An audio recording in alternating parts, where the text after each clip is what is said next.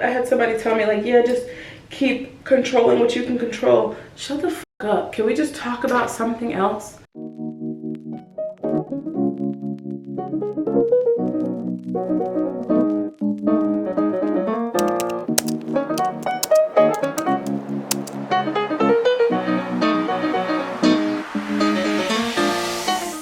Hey y'all, welcome back to my channel. Today I'm gonna do like a kind of a chit chat, get ready with me, more like a chit chat, do my hair with me, because I'm not getting ready to go anywhere right now. But there were like a couple of like things that I've been seeing online lately, and I just wanted to talk about some of them because they pertain to me and they might pertain to you.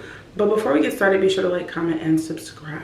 So the hair, I'm putting in faux locks again, and I started turning it into like a 2-day process because if I'm doing like the individual ones. So yesterday I washed, blow dried, and plaited my hair, like braided it down. So I think I have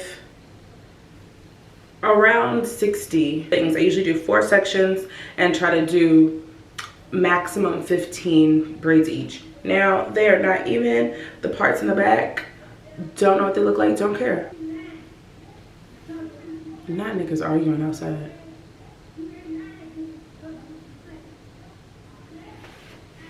Anyway, I'm using the Free Tress. This, I've never used this before. I usually get the new locks or something. It's in like a greenish package. I'll insert a picture, but I usually get that one. That one is 36 inches and you get 24 locks a pack. These are for $17.99 at the hair supply store that I go to, and when I looked online they were $17.99 as well. I guess because they gained popularity, because when I first got them it was $11.99, but whatever. So these are also $17.99. They're only 34 inches, but there's 30 of these in a pack. So you're getting 12 extra locks, but taking 2 inches off. Like, at that point, who cares about the 2 inches? So they feel very similar to the other ones. The only thing is the like new locks or whatever, they have like spots in the lock that are hard and like they really look like a lock, but it's not the whole thing. So I don't really know why those are there, but these do not appear to have that. But they're still soft, they're still nice, they still look good. So we're going with these. And then I got 2 packs because 60, but then I have, I'm struggling, but then I have 12 locks of the old pack. I probably should start with those, but I don't feel like going right downstairs.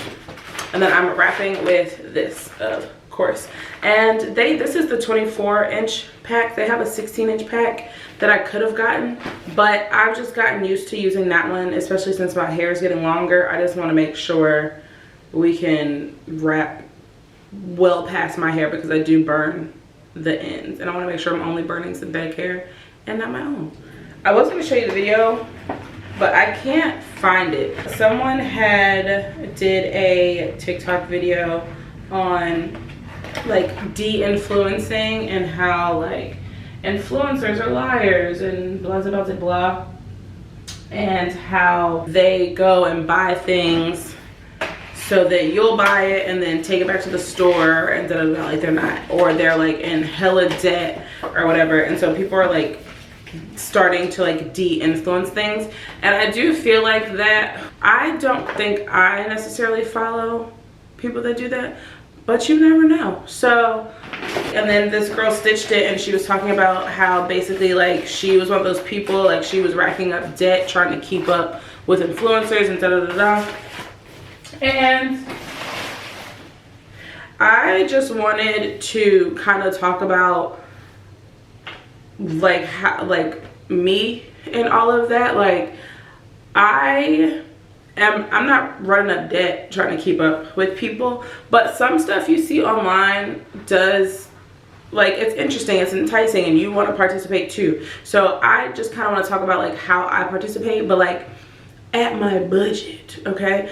I also, a huge part of this is that I don't really have, I don't know like how to explain it. I'm not really I don't know if FOMO is the right word, but I don't feel the need to have like what everything that like other people have, or like I understand that like it's coming, it just may not be my time yet, like kind of like that. So for example, they were talking about like the Stanley Cups and stuff like that, about how everybody has one and it's trickling down into the schools, about how like the children are like being mean to other children because they don't have real Stanleys, which that's not really a new concept. Like if you didn't have real Jordans back in the day, that it was the same shit. Like if you got flea market clothes instead of clothes from the mall, it was the same shit. So like I don't think that's too different. I think that's something that's always been around. It may be a bit worse now because of like social media, and I don't know, maybe the children are getting bullied in school and online because it goes home, I don't know. But that was one thing. And so they were talking about how like people will go buy these cups and then get online and tell you how great the damn cup is and then take it back, and meanwhile you're spending, what are they, like $40 a pop, and sometimes on more than one, just because like other people have it. I could give a damn about a cup, about a Stanley Cup. They are very cute. However, I think people should kind of do what fits them. Like, do I like the concept of a cup? Yes.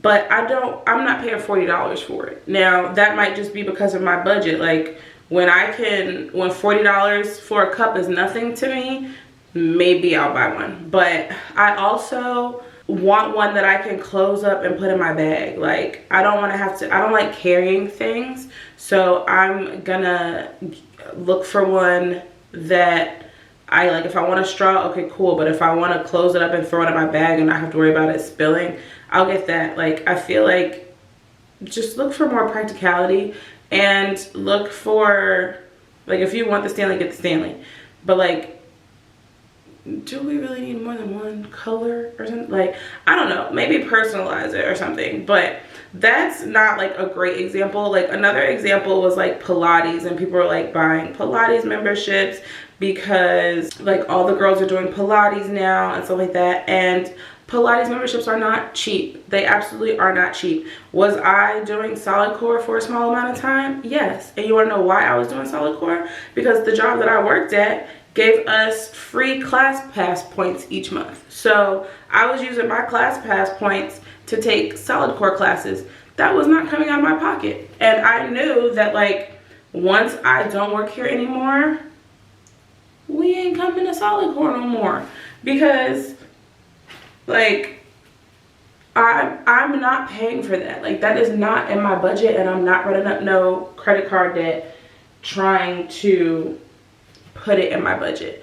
And I'll go into like later once I show y'all the other thing about like why I think that might be. But once you fuck up your credit once, you learn your lesson. Hopefully I did. And not even, because that was a different story. I'll get into it later. But I knew that like, okay, this is great because it's coming out of my employer's pocket, but I'm not paying for this once they, like, if I don't work here anymore, or if they just decide to not have that perk anymore.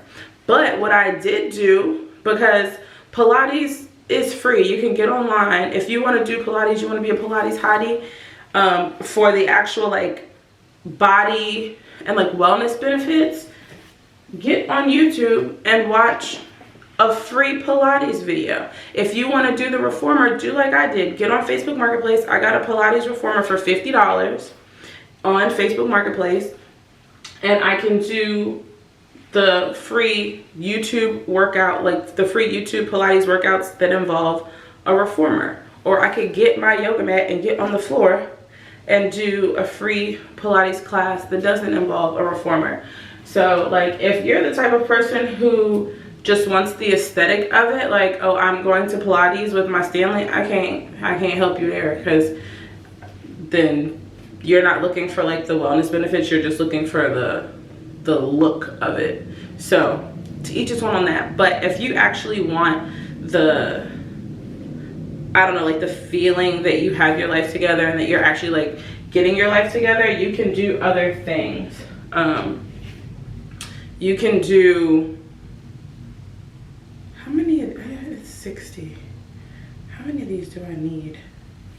If you actually want to like be healthier and use the Stanley cups because it's less plastic and stuff like that, like because you care about the environment or whatever, then sure, get whatever cup you want and like do that, and then do the Pilates classes. Like, you don't have to go to Pilates to like keep up with the Joneses.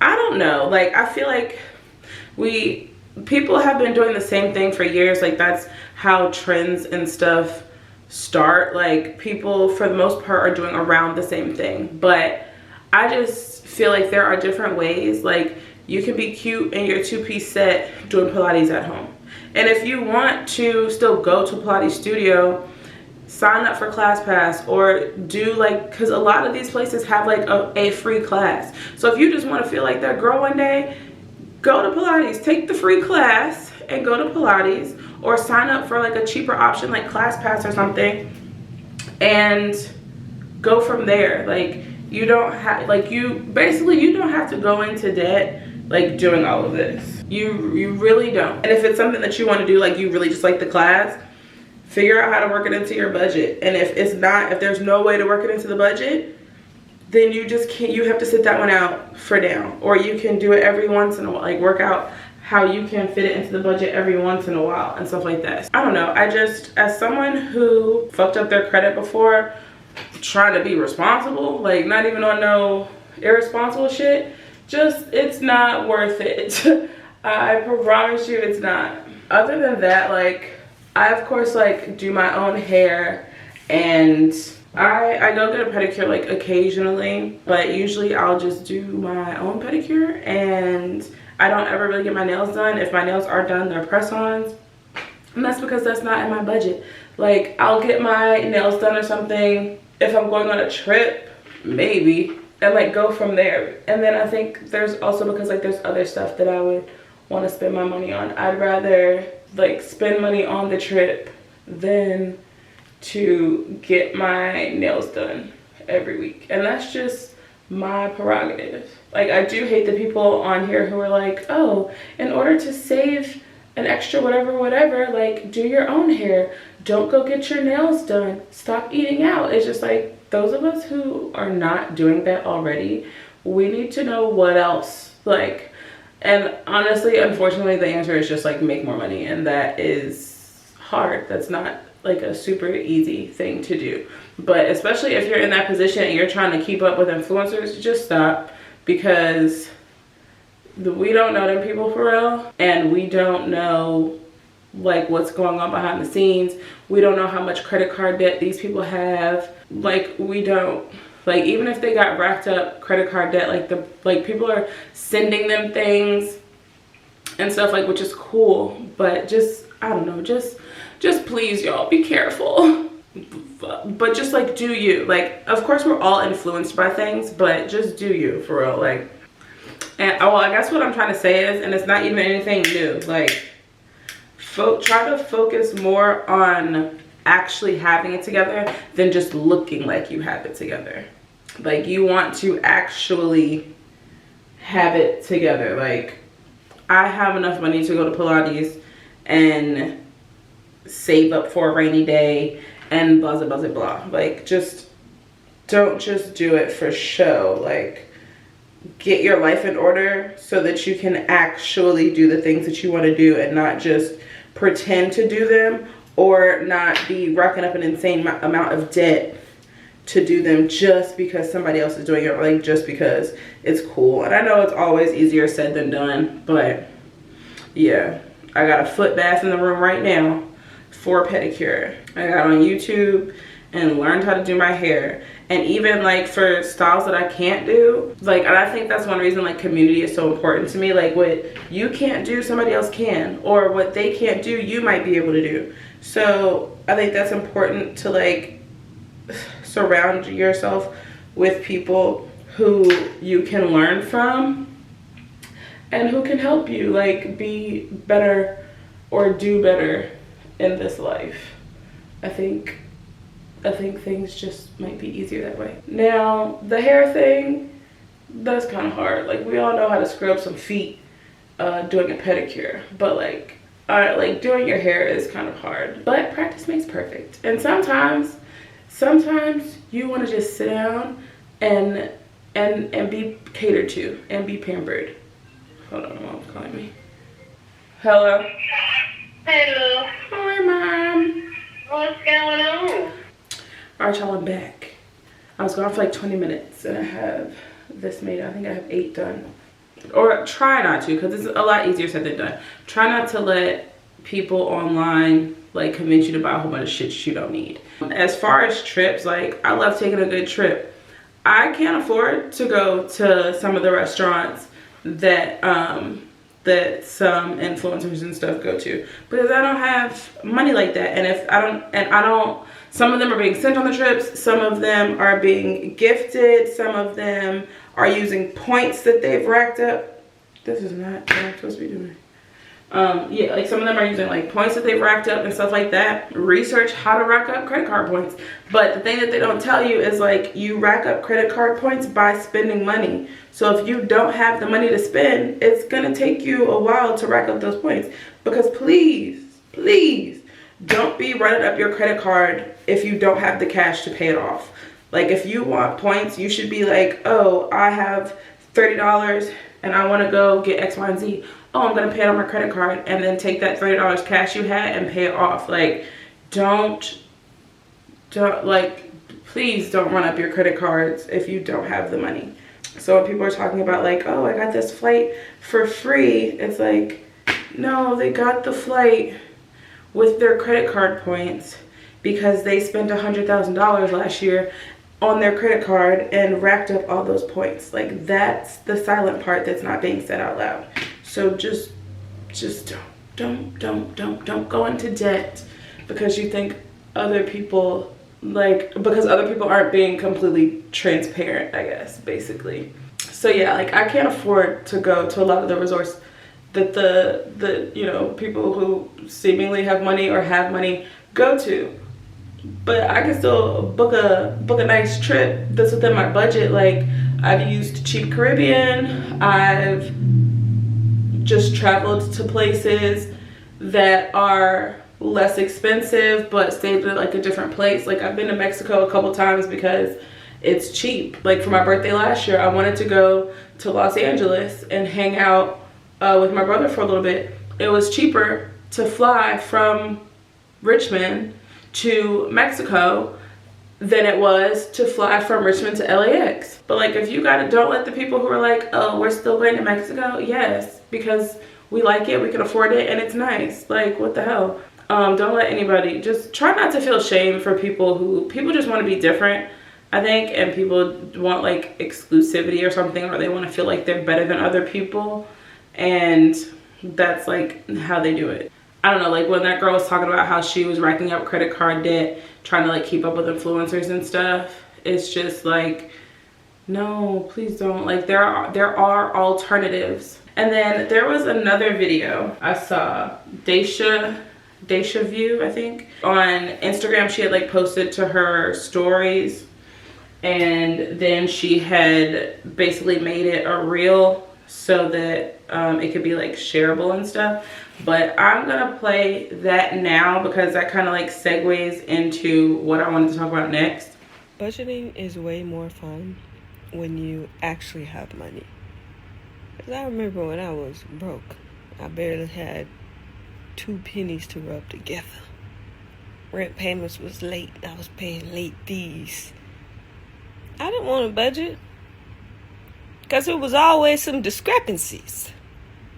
It wasn't fun. It was always, I knew things would have to be getting shipped and moved around.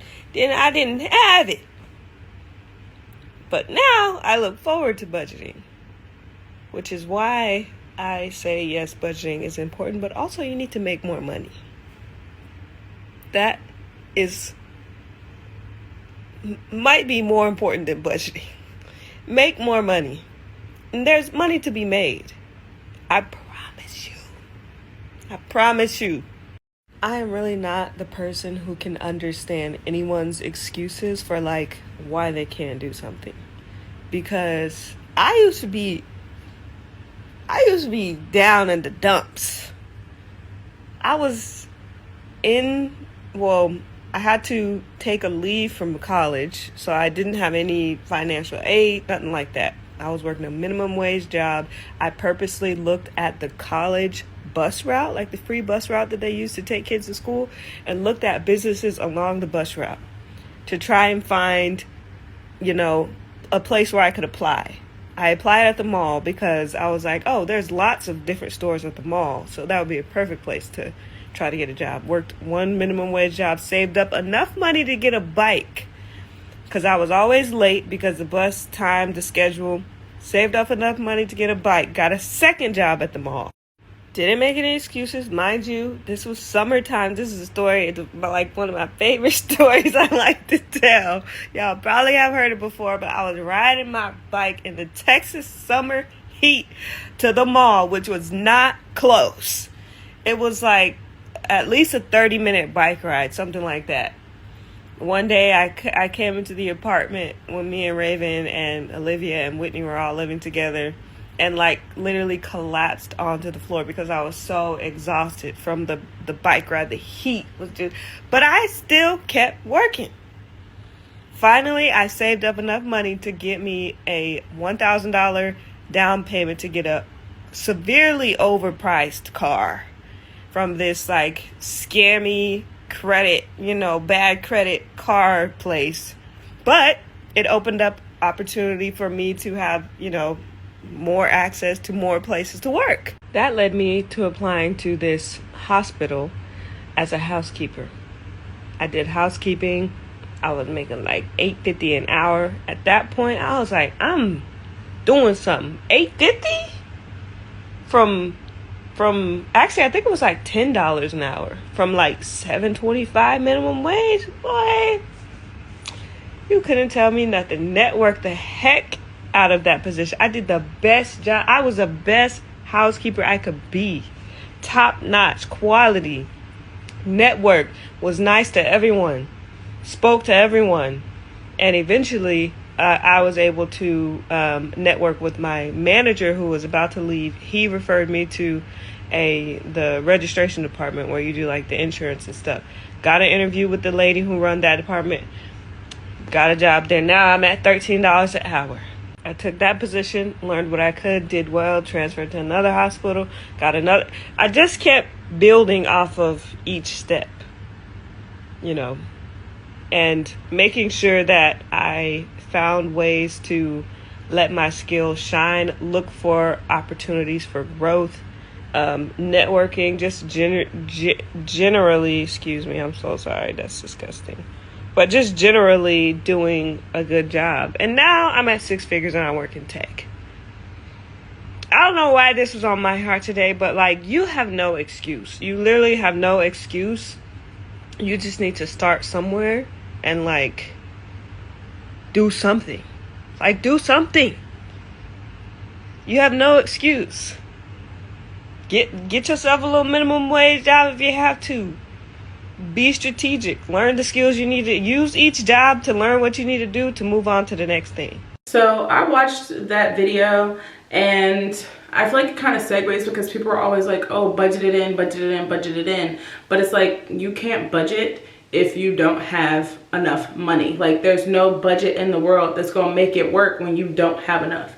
And believe me, I know, okay? So then she goes to talk about like how she started and like you literally have no excuse. And I started feeling bad because like I got laid off a year ago. Like literally it's January 27th of 2024. I got laid off February 1st of 2023. And I have been applying for jobs and like doing all this stuff to try to find a job, and nothing has been working. And so I was feeling bad because when she was talking about like she got on the bus route and and then I had to sit back and realize like she's talking about when she was in college, and like you did the same thing. Like I had to remind myself, you were doing the same shit. Like you had, like I had my first job in middle school, I was babysitting, and it wasn't like, oh, like fake babysitting and like I'm getting paid but my mom was watching the child. No, I was babysitting. My mom was there obviously because we were still minors, but like I was babysitting.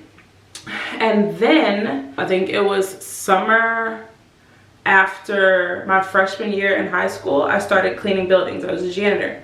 So yeah, I was a janitor. My godparents had a company where they cleaned buildings, and so they just gave me one of their buildings. I didn't even have a car yet. They would pick me up, drop me off at my building. I would clean my building. They would go clean theirs. And when I was done, because my building was smaller, when I was done, I would just sit there on my phone or like do some homework or something until they came back and got me. And it was on Monday nights and Wednesday nights, and they were paying me under the table like $8 an hour. I didn't have any like bills, so I didn't have like, I mean, like my parents were paying my cell phone bill. I didn't have a car. I didn't have anything. Like my money could be spent on whatever I wanted it to be spent on, but I always knew I needed to save, because I knew that like one day I will need a car. I will want a car, or I might want a new phone, or like I want to be able to get the prom dress that I want. Like I don't want to have to not get what I want because we can't afford it and stuff like that. Because I knew from an early age, like my mom did the best she could, but some stuff was not in the budget. And so I knew that if I wanted something, I was probably gonna have to work for it. Like she paid for like all the school stuff and all the like necessities, like new clothes for back to school and stuff like that, but a lot of extracurricular stuff was not in her budget. So me and my brother knew early on that like if we, and she never told this to us, but we knew like if we want something, we're gonna have to just figure out how to get it. So like we both worked pretty early, and then I got a job at an ice cream shop, and I was working there, and they were working around my building schedule. And then I was writing papers for people in high school, or like, and then in middle school too. My brother hated typing. He would like pay me to like type up his papers. So your girl was always getting some money. But then in high school, I started actually writing papers for people, and the price depended on how much work I needed to do. Do I need to read a whole book and then write the paper? Have I already read the book? You just need me to write the paper? Do I need to edit your paper? Like what? So I had a whole little price list. And I had faithful, like my god friends, faithful customers. I was getting money that way. And then I picked up another building, so that was more hours plus Brewster's. And then Brewster's was the ice cream shop. We also got like tips there too, so like that worked out. Like during the summer, it was always more because like more people were buying ice cream, so like we got better tips and things like that. And then college, I got to college, and I did not have my car. Well, let me rewind a little bit. I got a car with my jobs, but I had to like finesse it a little bit. I asked my mom and asked my grandparents, like, can you match what I save? Like if I save $2,000, can you match it so I can get a car? And so my mom said yes, she can match what I save. My grandfather said yes, he can match what I save up to $500, and then I think my grandmother said she can match what I save up to $500. So that's $1,000 right there if I save at least $500. So like I'd have $1,500, and then my mom, if I matched like $2,000, my mom would match $2,000. So that's what I did to get my car. My first car ended up being like $5,200, so that worked out perfectly. And I think I ended up saving like $3,000 of that. So, and then of course, like I was still a minor or whatever, so like my mom was paying my insurance and stuff like that. Like very lucky in a sense that like I had a parent to do that and grandparents who were like willing to help me out. But I also would not have known if I didn't ask. They could have very well said no, but because some people are like, oh, my people would never do that.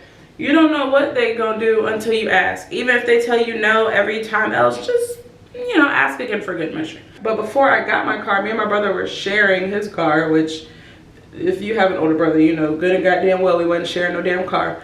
I would take it to work, and then somehow when I was at work, he would come up to get his car, and he would tell me like, oh, mom's coming to pick you up, or even worse, he would say, oh, I'm coming back. So if he said he was coming back, I knew his ass wasn't gonna be on time, and I was gonna be sitting out here in the dark by myself until he got there. So then college, I did not take my car on campus because I had like it was student housing, but it wasn't owned by the school. So I think my rent was like $350 a month, and then parking would have been an extra like $75. And I hadn't gotten any like financial aid yet at the time, so my mom paid my like first tuition out of her pocket and my rent out of her pocket. And so bringing the car for that extra whatever was just not an option. So then I finally got a refund check in like November. It was the end of November. It was right before Thanksgiving, because I had come home cause I think we were going to New York for Thanksgiving, and I came home and I had opened it and it was like $2,500, and I was like, what the fuck is this? Like, who do I owe $2,500 to? My mom starts jumping up and down, dancing and shit, because it's a check. It's a check for $2,500. You don't owe anybody $2,500. So that was good. But I did not work that first semester. My mom wanted me to focus on getting acclimated with school and stuff like that. So didn't have a car, didn't work. Did not like that. Second semester, I was back up in them buildings, okay? And I still didn't have a car, so they would come pick me up from my apartment. We would go clean the buildings, like same thing. It was a different building though. Go clean the building, same thing. They dropped me off at mine and keep it moving. That summer, I was back up in the ice cream shop. So I was cleaning the buildings and I was back in the ice cream shop. I got a new apartment, and I was like, well, I'm working, so I want to be able to take my car. So I took my car, and that allowed me like more job opportunities. Like she was saying, like she got her bike, she had more opportunities. Then she saved up enough to get a car, and she had more opportunities. So like kind of the same thing. So sophomore year, I was cleaning the buildings. I was working weekends at Brewster's. Now the buildings, I think, stopped somewhere during my sophomore year because they had, I guess, like their building contracts, they didn't renew, like they were getting old and they just weren't like cleaning buildings anymore. So lost that, but then I was doing dorm security at VCU, red shirts, if you know. I think they changed to yellow shirts, and then I think they may have gotten rid of them completely. I don't really know. That was like $8 an hour. The janitor position was $8 an hour. I don't remember how much Brewster's was. I think it was minimum wage, but by the time we factored in the tips, it was about like $12 an hour, sometimes $14, which $14 an hour back in like 2008 to 2011 as a high school student, bread. Like I felt like I was rich. Like you couldn't tell me shit. So now I'm working dorm security. I'm working at Brewster's on the weekend, and now I start tutoring. I start tutoring through the school system. And so that was like $18 an hour, and I was thinking like, oh wow, like I really am like getting somewhere. And it was like once you graduated and got your degree, it would go up to $20 an hour. So it's like perfect, we in there. And so the only issue with that job was it was a little inconsistent because it was a newer company, and once the schools were a little confused, and they didn't really know how to like allocate the money or if they need it in the budget and da-da-da-da. So they were still working out the kinks with that, but it just wasn't consistent. It wasn't like the full year. Like one year they called us to come in October. One year they didn't call us in until February. Like it depends. So I was doing that, and then I wanted to go on like a study abroad trip. This is kind of random, but shows the like mentality of like you gotta make it work. Like you just need more money. I needed, I think, like $3,000 for the trip, And I told my mom about it just to tell her about it, because I just assumed like, oh, I can't go because who has money like that? No, mama said, you're going and we're gonna make it work. So I was working 3 jobs at the time. This did not last long because I was being spread thin, because I was also still in college full time. So I was in college full time. I was tutoring. I think that was like, it started off as 35 hours a week, but I think I switched it to like just Tuesdays and Thursdays. So I think I was only getting like 16 hours a week from there. I had 20-hour cap at the dorm security job, and then I was working Brewster's Friday night, Saturday morning, Sunday morning opening shifts. When I tell you I was tired, okay, on top of that, I was baking stuff and selling it. I was selling baked goods, and then my mom had an idea for like a fundraiser. We did like a yard sale, bake sale, car wash, fish fry, raffle, and we made flyers and we promoted it, and we basically like, hey, I'm trying to go on this study abroad trip.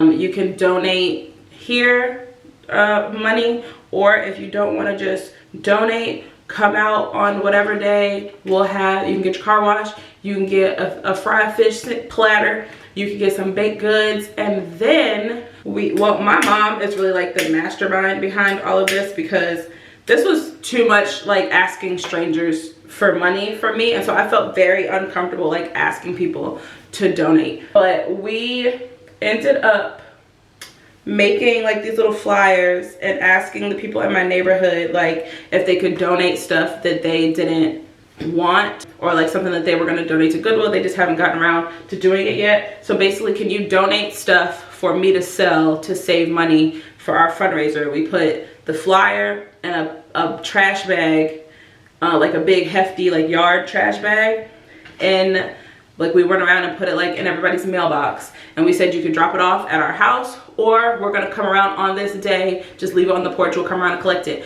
And people actually did. Like, we had so much stuff. And then so the stuff we picked it up, and the day of the yard sale we sat it out. And so we of course advertised on like Facebook, Craigslist, whatever, that like there was a yard sale and stuff like that. And what else did we do? We did a raffle.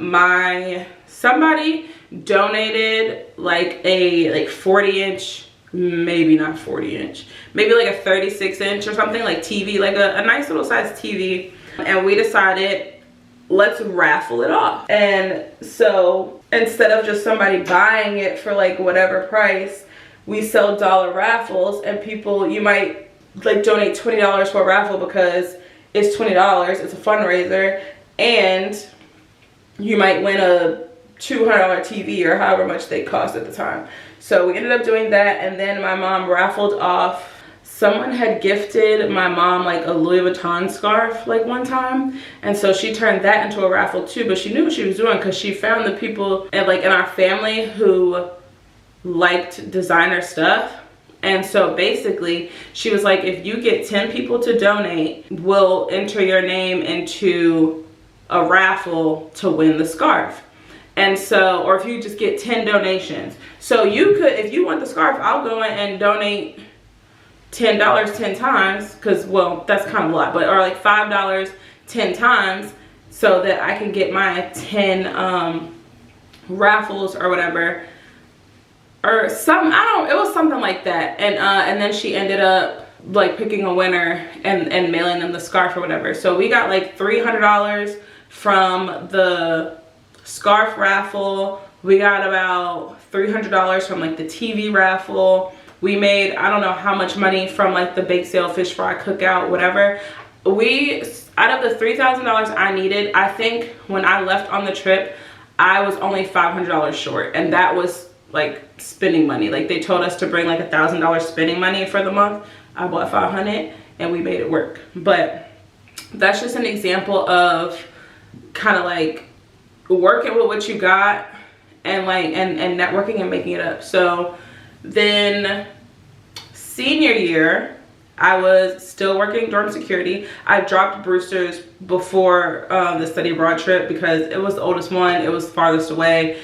I was making I was making the least amount of money there, not because of the hourly wage, but because of the hours. So I was getting more, like my check being a red shirt and my check being a tutor, both individually were more than my one Brewster's check, so I let Brewster's go. And yeah, so I was tutoring, I was still selling like baked goods in college. I wasn't writing nobody's papers in college because ain't nobody trying to go to jail or like lose their degree.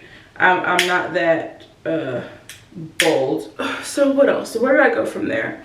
I graduated and I could not be a red shirt anymore because you had to be a student to work that job.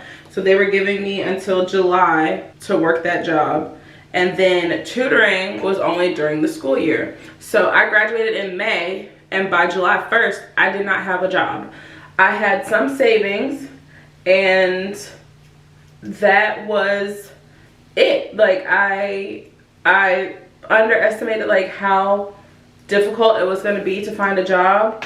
And I had been applying since like February because I was trying to get something. There aren't many options for like a bachelor's in psychology and a bachelor's in criminal justice unless you want to like become a police officer or like a corrections officer. You used to be able to be like a school counselor with just a bachelor's in psychology, but not anymore. So my options were thin. And I was like, I wanted to do like probation and parole, but they weren't hiring me even though I fit like the qualifications for that. And so I was struggling. I ended up finding a job. I responded to a job post on Craigslist, sketchy as hell, but it ended up working out, and it ended up being for a summer camp, like a reading summer camp, because I had like the tutoring experience. So like that was good. It was only a 2-week summer camp, but that's fine. It was a check. And after that, I started doing like tech support for Apple. And this was right around the time, like, I don't know if it was iOS 8 or whatever iOS came out that changed the complete look of the iPhone. That did not last long. I also am known for quitting a job in a heartbeat. Now, I don't do that too much now, but yeah, so that didn't last long. I think I was there for like 2 months. And then tutoring picked back up. So like it was cool, like great, wonderful. And so I was thinking like, okay, well maybe I should try to get into like the education system, like be a teacher, because things are still going well at that point. This was before I realized that I actually hated teaching, or not even teaching per se. Like I didn't like, it was always admin. Admin was always the issue. Like sometimes the kids like behavior and stuff like didn't help, but admin was always the issue. Where am I at? Oh, I'm trying to decide like, okay, do I want to go back to school and get like my master's, get a master's degree? Do I want to go back to school and get like my teaching license? Like what is it? What do I want to do? Like I need to figure it out. And I was struggling with that, and then I started working at a nursing home. That was evenings and like every other weekend, so like that wasn't bad. But then I got promoted to, well, I didn't get promoted. The staffing girl quit. This should have been a red flag. She left her keys or her badge on her desk and just did not come back. And they were like, oh, you've been wanting like full-time work, like don't you want to do that? And it was $18 an hour. $18 an hour in 2017. It was the beginning of 2017. No, the end of 2016, because I think I ended up leaving there in March 2017. I think I was in that position for like 3 months before I was like, fuck y'all.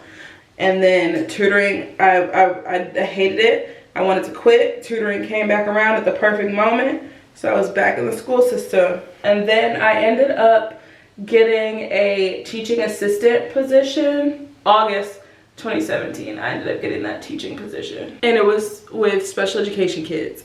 Now, I absolutely loved that job, but a teaching assistant, they did not pay anything. My salary was $18,000 a year, and they took money out of your check so that you could still get a check in the summertime. I was making nothing, basically. And so I was just like, I had just gotten out of a bad relationship. I wasn't making no damn money. I was trying to figure out, like, I've done all this hustling up to this point and now I feel stuck. So I had to really think and figure out, like, what the hell I wanted for my life and figure out how to get there. And the first step was more money. Like, so I had a friend, her, like, godbrother or something worked at a lab in Richmond, and she was like, oh, apply, I'll tell him and see if he can, like, pull your resume or whatever. So she did. He pulled my resume. I got an interview. I kicked ass in the interview. I got that job. Now that job was only paying like 12 something an hour, but they had unlimited overtime. I started at $12.75, but it had unlimited overtime. So I started that in November of 2017. And I ended up getting like a short raise because they got raises at the end of every year.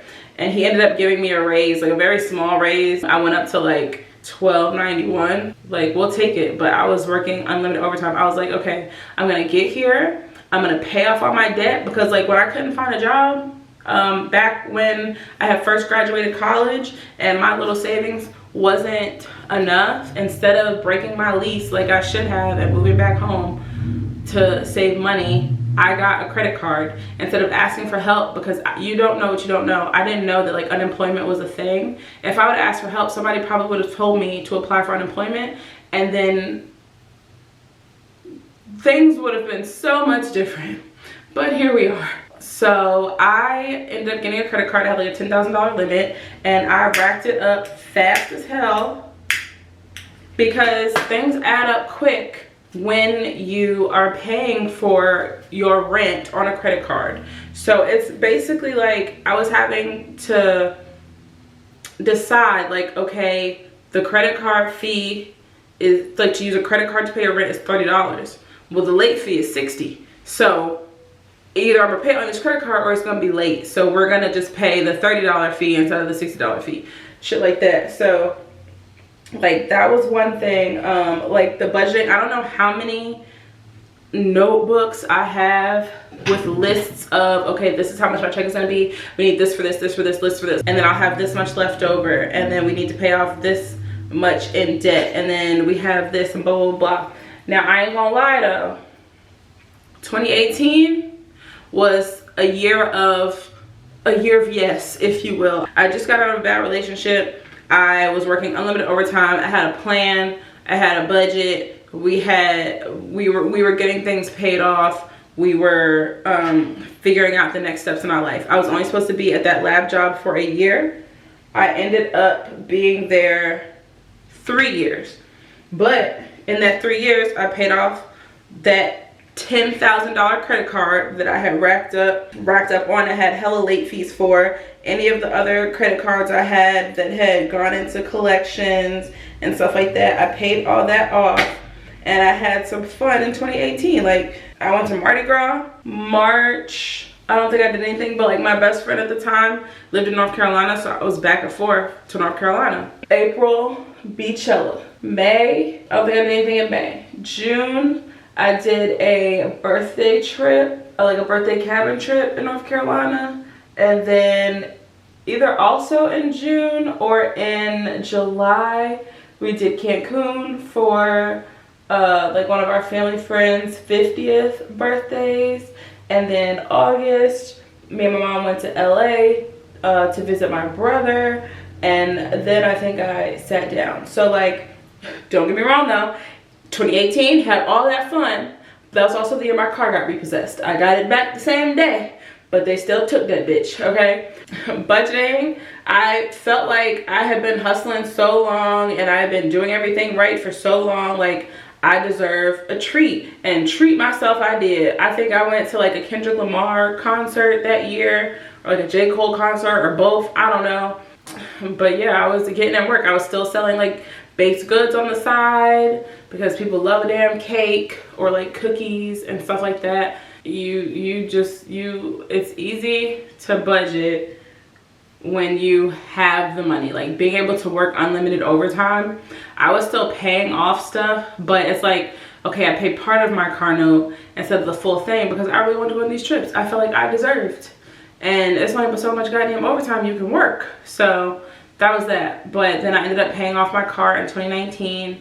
And from that lab job, I decided I wanted to go back to school and get into the tech industry. So I got my master's. I started my master's program in 2020. I also, for some reason, decided that I should do a full stack web development, like accelerated boot camp, while being a full-time student, while also working full-time.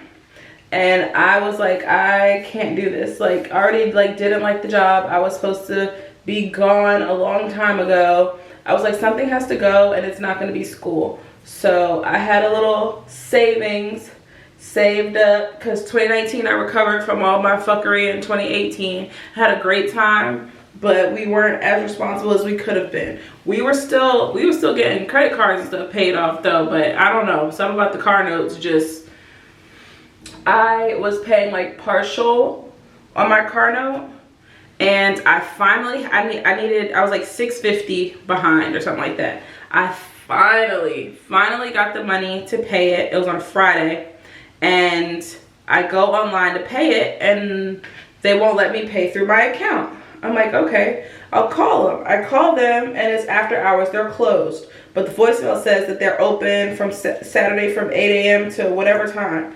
I was like, okay, cool. So me and my mom went to New York, because like my family lives there. So we went to New York for the weekend, and I called the next day on Saturday, and it said that they were closed and that they'll reopen on Monday. I was like, damn it. I was like, okay, so I'll call them on Monday. Monday, I get up to go to work. My shit was gone, okay? When I tell you I was pissed off because I had it. Like, it went from $650 to being like a little over $1,000 for like the repo fee and the storage fee at the repo place. Like, oh, I was so pissed. Again, thanks Mom, because she, I had like other money in my account. So I had like $950 and I needed like $1,050 or something like that. So fast forward, I'm in a full stack web development boot camp. I'm in school full time. I'm working full time. I'm tired as hell. I'm irritable. I don't like my job. Wasn't supposed to be there that long. Still trying to like climb up kind of. And I was like, I'm just gonna quit. Like, I have enough savings to last me until June. So we're just gonna focus on school, graduate in May, and get a job. Well, then I was like, well, I don't want to deplete my savings. So let me get a job in like April, because like by that time it's the home stretch, it's the last month, you know, everything should be like just about damn done almost, except for like finals. So I did that. I ended up getting a job in recruiting. I didn't have experience in recruiting, but the like temp agency was hiring for that position, and they said I fit the criteria, and so I got that job. It started off as temporary, then they hired me on full time. I used that experience to get on with another recruiting agency, and this was in 2021. So a girl that I met, like my friend Destiny, I met her at the temp place, and then we both got put on full time, and she applied for a remote recruiting position, and she interviewed and she got it. And after she got the job, she reached out to the recruiter and was like, hey, there's a girl who works with me and she's really good, but the position says that it's closed or whatever. And so he basically hit me up and was like, we're not gonna have another hiring class for next month. Like, are you gonna wait around till then? And I was like, no, I'm not. I was like, I would love to, but like if something comes along, I'm gonna take it or whatever. So then he ended up accepting my resume anyway and setting up the interviews, and I got that job. We both got that job. So we left the other recruiting place that we were at to work this remote job, and that is the job that I was at until February of 2023 that I got laid off from. And having a hard time finding a job since then has made me feel like I haven't been doing anything, and I have. Like, so when she was talking about all the stuff that she did and all the hustling she did, da da da. And I'm like, I had to remind myself, like, you did that too. Like, you just got laid off and you feel like you have to start from scratch. Like, I'm trying to get into like my tech career. I have like compliance and like risk management experience from working in the lab and plenty of other relatable experience and stuff, but I just think that it's a time right now where people aren't able to find jobs or keep them because they keep laying people off. Like, it's nothing new, you know? And it, like, nothing will piss you off more than like having a conversation with somebody about like the job market and they just give you the most basic ass advice, like, oh, well, have you tried applying on LinkedIn? Like, obviously. Or like, oh, you just need to do this. Or, oh, change your resume to fit each thing. Or, oh, do this. And it's just like, I understand that people mean well when they say that. I'm like, oh, network and da da da. Like, they mean well when they say it. However, it's like, I've been laid off for a year now. I have had so much time to not only apply for jobs, but to look up tips and tricks on how to enhance my resume, how to enhance my LinkedIn profile. And coming from a former recruiter, I already had some of that background knowledge. And coming from a former recruiter, a lot of that shit don't matter because it depends on who your recruiter is and what the fuck they care about. Me, the regular standard resume, like black and white, I don't need no pictures, I don't need your address, I don't need it to be colorful, just black and white, so I can control find through that bitch and find like your qualifications if it's too damn long, because some of them tech resumes be long as hell. And then, okay, then I'll start reading more and da da da and go into that. You don't have to put the words in the resume, like, at least for like, I'm speaking for like technical resumes, because if you know JavaScript, like if JavaScript is one of your skills and we're looking for a JavaScript developer, that's already in your fucking resume. Like, it is. So I don't know, I guess it's but I don't want to speak for like only myself, so like it depends. Some recruiters might look for if you put the words of the job description, but a lot of the times the words in the job description that they're looking for is usually like a software or a program or something that they need you to know. And if you actually have that experience, that's already on your fucking resume. So anyway, that's really irritating when people do that. Or when they're like, oh yeah, you with the network and da da da. It's cool, but like I was saying, like, I've had plenty of time to research how to make my resume better, how to make my LinkedIn better, how to network with people, virtual job fairs, in-person job fairs, reaching out to people who are in the same field as you, like online networking, da da da, like all of it, all of the things, and none of it is working. Like, there was a guy who was talking about how he had applied to like 1,000 different positions, and Forbes had did like an interview or something on him, and that didn't even help him land like a second round interview. A Forbes spread, like, your face is out there, like, you've had all of the help. So it's just like, please, we're trying. Like, if you know someone who's laid off, just stop giving them advice. Just stop. I know you mean well, but they've already researched it. They've likely already done it.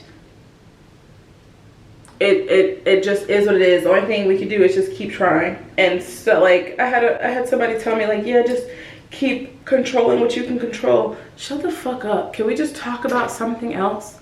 Like, I'm obviously already doing that. And again, I know that people mean well, but it's irritating when this is like the 6th person to say it. It's just like, come on. But even now, I've been lucky enough to do some like website management, some social media management, selling cakes and shit. Like, I have been lucky enough to be able to do that. Like, I'm still hustling, but like, I'm tired of hustling. Like, I don't want to anymore. So yes, there are ways to make money, and there's plenty of money out here to be made, but at the same time, don't feel bad if you want to take a break from trying extra hard. You know, like, I feel like last year was a really rough year for me, and I was still like trucking along, but I took that like first month of being laid off to not do any job related searching. Like, I applied for a couple of jobs here and there, but I wanted to enjoy my time off. I didn't know I was gonna have this much time off, but still. So like, if you have been doing this for a long time, feel free to take a break. Like, the system is ridiculous, and right now it's seemingly like nothing we can do about it. So like, yeah, it's easier, sometimes it's easier said than done to make more money. And this is coming from a person who could not get hired on at Home Goods. I've applied to like Home Goods, TJ Maxx, Marshalls, like retail places, not getting a call back from them. So it's not like, oh, well, you're only applying to, no, I'm applying everywhere. I'm not just applying to remote jobs. I'm applying to remote jobs everywhere. I'm applying to in-person jobs here. I'm applying to in-person jobs within a 2-hour driving distance. Like, I really don't want to have to relocate, but I would for the right job to get me some more experience like in my field, and then like find something closer. Like, I'm willing to do that. So like, just for the people who are searching, just stop giving them advice. Unless you're sending them a job to apply to that actually fits their qualifications, just stop. Because that's another thing too. People love saying like, oh, well, apply anyway. Like, when you tell someone you're not qualified for something, like, oh, apply anyway. Let them tell you that you're not qualified. Look, I don't know if this is an unpopular opinion or not, but don't do that shit, because you're just adding another rejection to the list. And I know that sounds like pessimistic, but that only, like, oh, apply anyway and you never know what might happen, that only works if, one, there's a mistake, or two, you know somebody who can get you in. Like, okay, I'm applying for this job, but I don't necessarily have all the qualifications, but I know somebody and they've pulled my resume and they're giving me an interview. Okay, cool, then yes, maybe. Or, oh, I went to apply for this job, and when I got to the interview, they were like, oh, you're interviewing for the something job that's way better, but you don't have any experience in it, but you killed the interview. It's shit like that that gets you like the thing that you're not qualified for. You applying with hundreds of other applicants for a job that you're not qualified for, you're getting a rejection letter less than 12 hours probably. Like, don't add that to your rejection list unless you're just not fazed by it. Then you do you, but don't give anybody that advice. Just, oh, let them tell you no. I've gotten 100 no's this week. I don't need another one because I decided to apply for some shit that I'm not qualified for. You know, hustle your way up. Definitely take her advice. Definitely, even though, like, I know budgeting, like she was talking about, like, budgeting is more fun when you have more money. That is absolutely correct, but still budget. You still need to see like how much you're spending. Check your bank statements. How much money are you spending on food each month, and and try to make your budget realistic. Like, if your job has like a food truck or something and you like to eat at the food truck, instead of cutting it out completely, maybe only go to the food truck one day. Because I feel like when you deprive yourself of things that you like and are used to, then that's when you go crazy. Because I tried to do that. My job used to have a food truck every daggone day. Sometimes they had one for breakfast and a different one for lunch. And I was telling myself, okay, like, no food truck. You can't go to the food truck at all. Please. Please. I even, like, didn't take my wallet to work one day so that I wouldn't go to the food truck and spend money. You know what I did? It was back when Wells Fargo had the little access code thing. I gave myself an access code. I drove to the ATM. I got cash out of the ATM and took my happy ass right to the food truck. Okay? That is how you end up, like, I think I went to the food truck like twice a day for a whole week. And it's just like, here we are, spent all this money when I could have just went once and got my food fix and been happy. But I deprived myself for too damn long, and now I'm overindulging, you know? If you don't have the money, you don't have the money. Crying and worrying about it is not gonna make the money magically appear. You gotta do what you gotta do. Sometimes if it's beyond your control, it's beyond your control. It's gonna be late this month, it's gonna be late this month. Try your hardest to figure out something so that it's not. But if there's nothing you can do, being worried about it is not gonna help. It's literally just gonna give you like high blood pressure or something, and you're just gonna be sad. And none of this is like financial advice. I'm just telling y'all like my experience. And I feel like there's a lot of people who probably relate to this, or like can relate to this. But yeah, like if you're not making enough money, but you still want to budget, still budget. Move some numbers around. Like, okay, and also you gotta finesse a little bit. Like, okay, my car note can be late. It just can't be 30 days late. It's gonna hit the credit after that 30 days. So you gotta move some stuff around. Like if your car payment is due on the 16th and something else is due on the 16th, but you don't get paid again until the 23rd, okay, car note can get paid on the 23rd because yes, it's late, and my car note didn't have a late fee until it was 30 days late. So they're gonna hit you with that late fee, and it's gonna be on your credit as 30 days late. We can't let it get that far for the most part, because I definitely let it get that far for some stuff. But you gotta finesse a little bit and figure out what can be paid when, what can be late, what absolutely cannot be late. And I think a budget helps with that, or at least like a calendar of, okay, this is due on this day, this is due on this day, so you can physically see it. And sometimes calling your people, I know I called once to see if I could change my due date on one of my credit cards. They were really nice about it and they let me change it. I don't know if that's a standard. Why is this not? I can't read. Or if anything has changed since then. But you really don't know unless you ask. So if you need a payment changed to a different date, call and ask them and see what they say. But yeah, so this is just for anybody who, you know, is trying to keep up with something that they can't keep up with, or like going into damn debt trying to appear like they have things together. So yeah, I hope all this made sense, and I hope that if you are laid off, or if you're just like in a time of struggle, I feel like a lot of us are in a time of struggle. Everything's expensive as hell. It's hard to find a job, it's hard to keep a job. The jobs aren't paying like they used to. It's just, you know, groceries is expensive as shit. It's just hard. I'm grateful that I'm not struggling as much as I could be after being laid off for a while. But I think that's why there's also that importance of like trying your best and working with what you got and like hustling upward. Like, you know, because then you can get to somewhere where you can save a decent amount of money for a rainy day. And then like me, if you get hit with a rainy day, okay, cool, we got a little bit of savings. Granted, that savings is long gone now, but it did what it was supposed to do. Like, it helped me out for a while. So, you know, just try to hold on to hope, do what you can, ignore all the advice of like resume tips and tricks and job hunting tips and tricks and da da da. Try to just like do your own research, apply in different places and blah blah blah, but just do you, honestly, like, and just try your best. Don't get discouraged. There's a lot of people out here who don't have it together.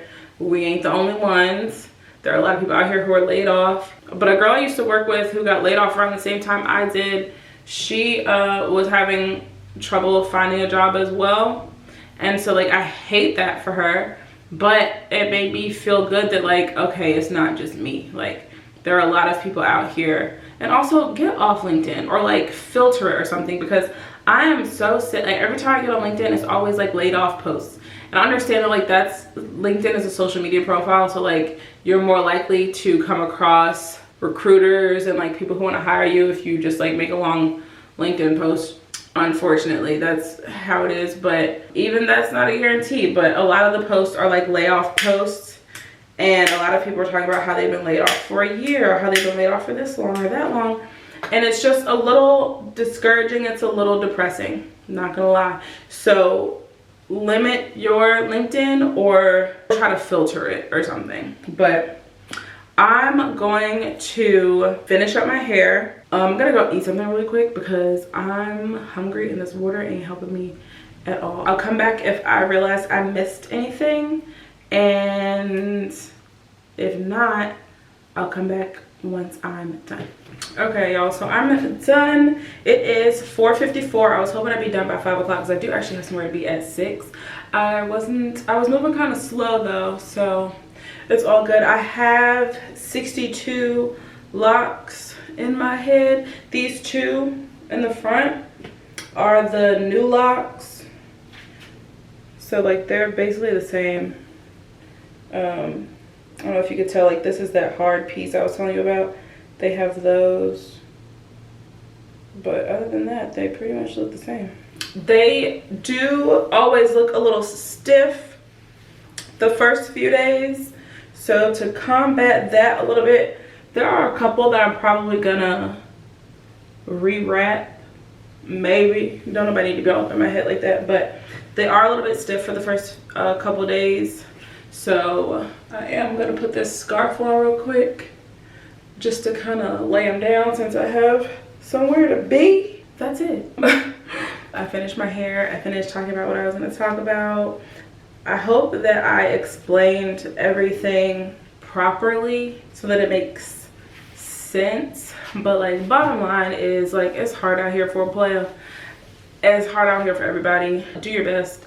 Don't try to keep up with people, and if you're trying to do things that other people are doing just because they're like good things to do and fun things to do and stuff, do it within your means until you can do more, you know? So I would love to be like a matching set girly and stuff, but matching sets aren't in the budget right now. So I'm just, that's just that. Or if I wanted to go get like 1 or 2, maybe I'd go to like Marshalls or TJ Maxx or something, or wait till they go on sale or something like that in order to get it, you know? Just try your best with what you have. Remember to try to be grateful for what you have. I'm so grateful for, even though I'm in a tough situation, I'm grateful that it's not worse than it could be. I'm grateful that I have a support system. I'm grateful for the friends who have given me small gigs like jobs or referred me to things and stuff like that. But I hope you enjoyed the video. Stay tuned for my vlogs to come. Thanks for watching. Be sure to like, comment, and subscribe, and I'll see y'all in the next one. Bye.